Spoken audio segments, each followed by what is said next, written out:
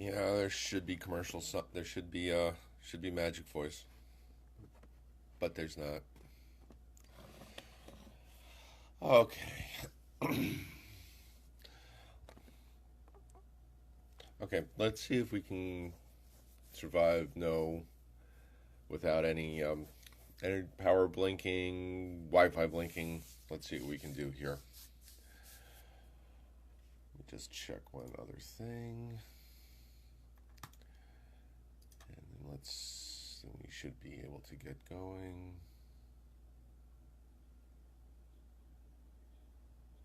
Okay. Hello, everyone. This is the fourth Facebook video concerning the fourth book, "The Fault Lies Not," and a couple things about "The Fault Lies Not" that sets it off from the previous three books. It's a single story. It's in the neighborhood of about 20,000 words. So technically speaking, it's a novelette. Yeah, it's a novelette. I decided that I wanted to publish it separately than include it with other stories, mostly because I didn't know how long it would take me to get other stories finished, and I wanted to get it out. Also, shorter works are a lot easier for people to read online and on Kindles or whatever device you're using. So that's why I decided to publish it separately. Now on to the story itself. And as always, to quote River Song, spoilers. In the late 26th century, a serial killer roams the city of Norfolk. There is little evidence left at the scenes of the murders, and no trace of the killer shows up on any of the system's city's scanners. It's up to Earthcuff security agents Lynn and her partner, Vincent DeBerg, to stop the killer. But is there something behind the murders? Something that reaches far beyond the city itself? A little bit more background. The Fault Lies Not has a more tortured existence than even my most recent published work, Brianna and the Three. Now, it's no secret that I'm a slow writer. For example, I have a novel, my vampire novel, Under the Dark of the Moon, that I've been working on for about 8 years now.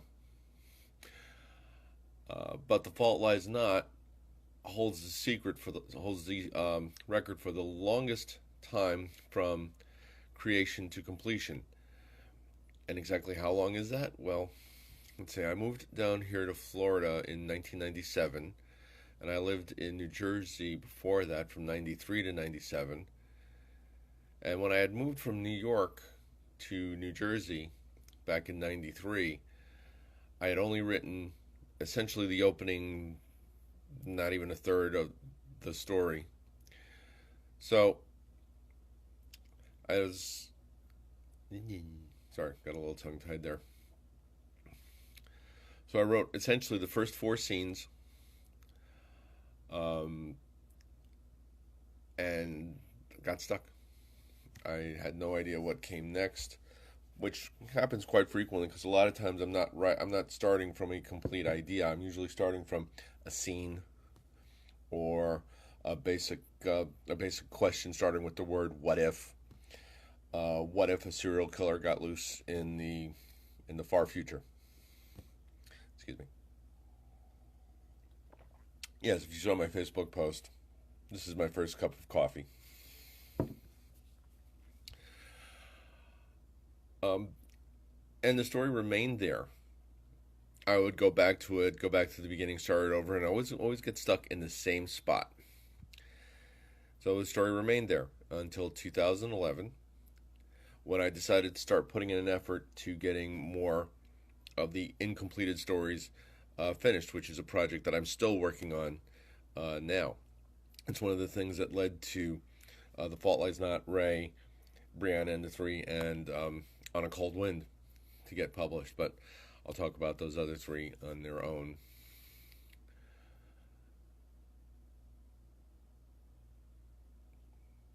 Sorry, my mind just went blank there for a moment.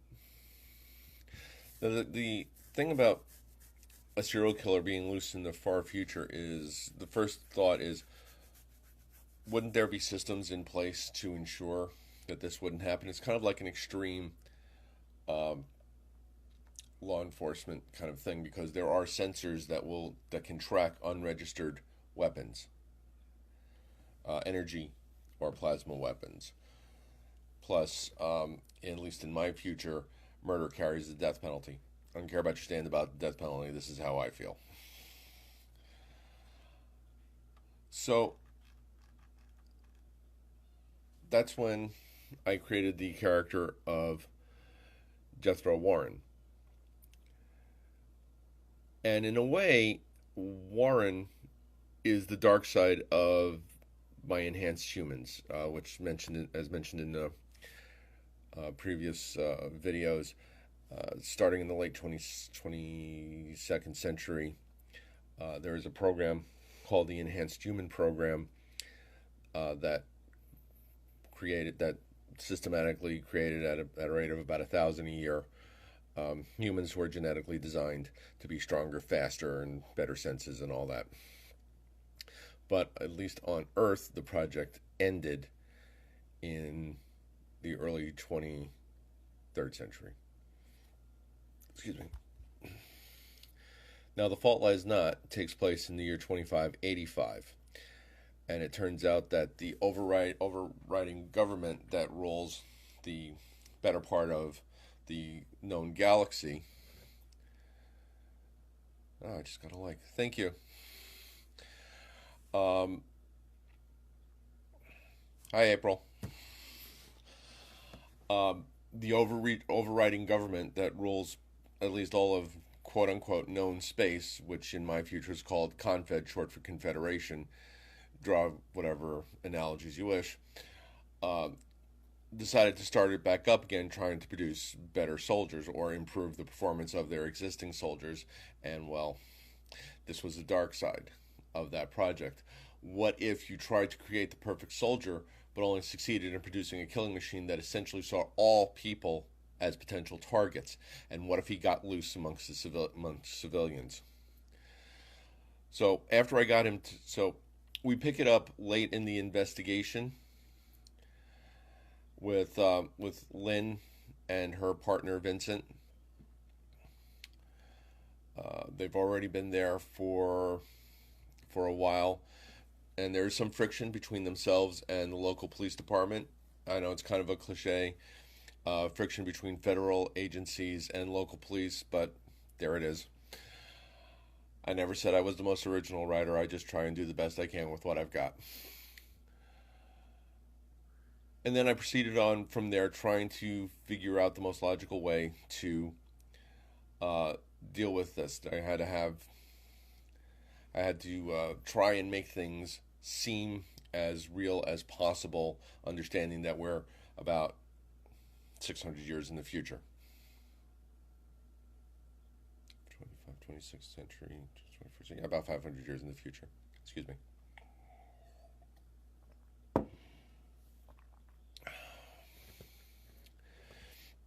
Now, Lynn, Special Agent Lynn Sillo of EarthGov Security, is a little bit different from most of my other characters. I generally don't specify a character's ethnicity. There's a reason I don't do a lot of describing of my characters. I know exactly who and what they look like, but I will only tell you, I'll give you general things like height, general build, eyes, hair, things like that. I do that for a reason. I want the reader to fill in those other details. I want you to figure out what the characters look like. Lynn, however, is one of the few characters that I actually mention that she's black. Actually, she's South African. And she's the only one of two characters, and the other character I really have to get back to, but okay. She's one of the two characters that I actually specified their ethnicity, not for any any real reason. It's just that she insisted that I did, that I mention it, so I did.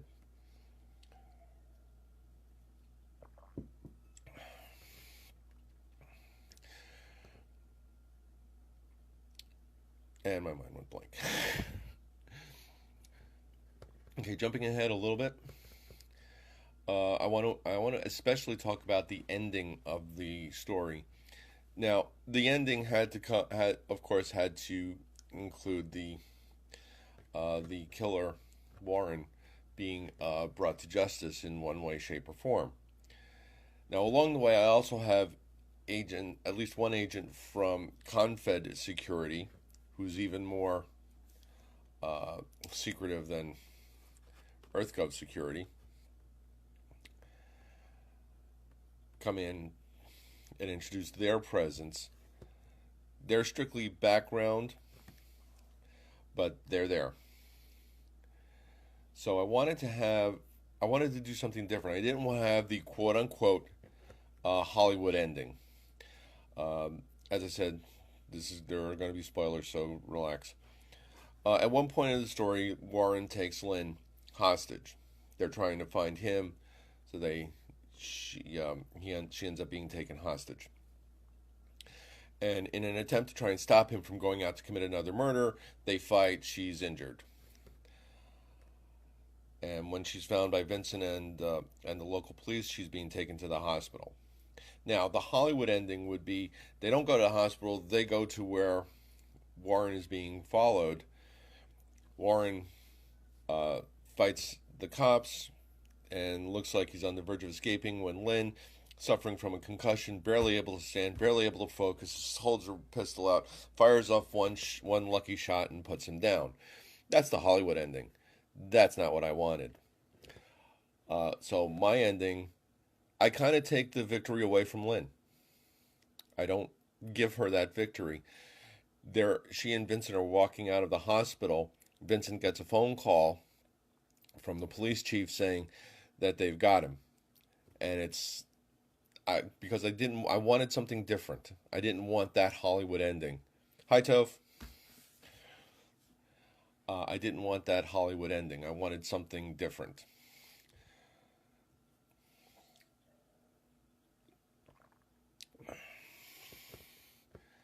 So,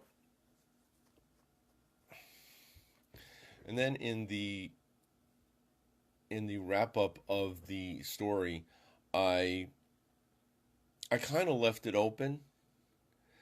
As far as we know, Warren is killed, but in the epilogue to the story, while Lynn is back home recovering from her injuries and on medical leave, she gets an email that says, "Hope your recovery is going well."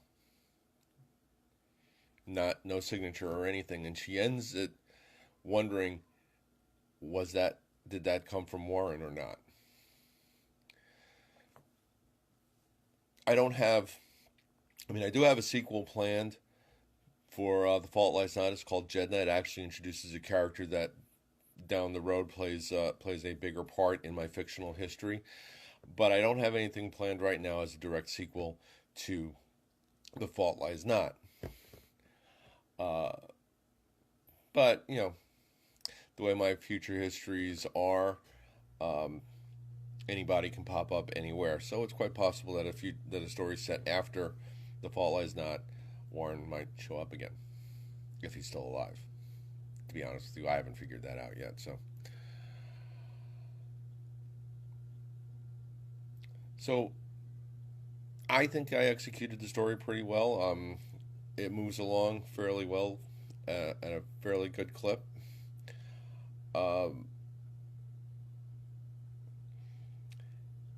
And this is what happens when you oversleep.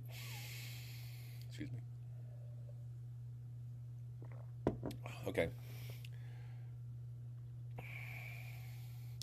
All right, so The Fault Lies Not. It's available through Smashwords, Kindle for ebook and print on demand, iTunes, Nook, Lulu, It's also available for print on demand through CreateSpace.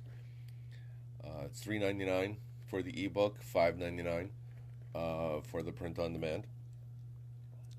And if nothing else, this story kind of demonstrates my own philosophy on writing, which basically boils down to one, the only way to fail is not to try. So you don't know if a story's going to work unless you fight your way through it and get to the end. And yes, it is kind of a fanish thing to say, but it's also harkens back to something Yoda said in The Empire Strikes Back. You know, that famous line, "Try not, do or do not, there is no try."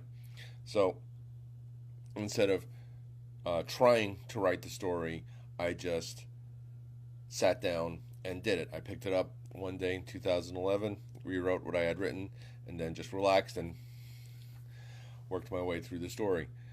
Unfortunately, work-related stress is keeping me from doing that right now, so I'm a little stuck on a couple of other projects, but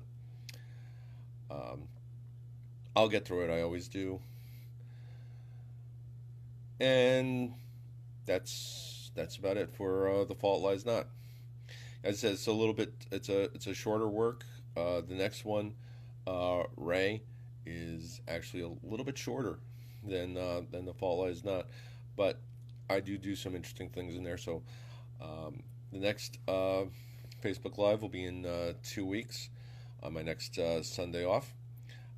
Thanks, April. Thanks, Toph, for watching. And if anybody, and this will also be available on YouTube later on today. Thank you all. Thank you all. Bye bye. Bye bonds. Love you madly for all the things you are, and you know what you are, you little devils, you. Bye.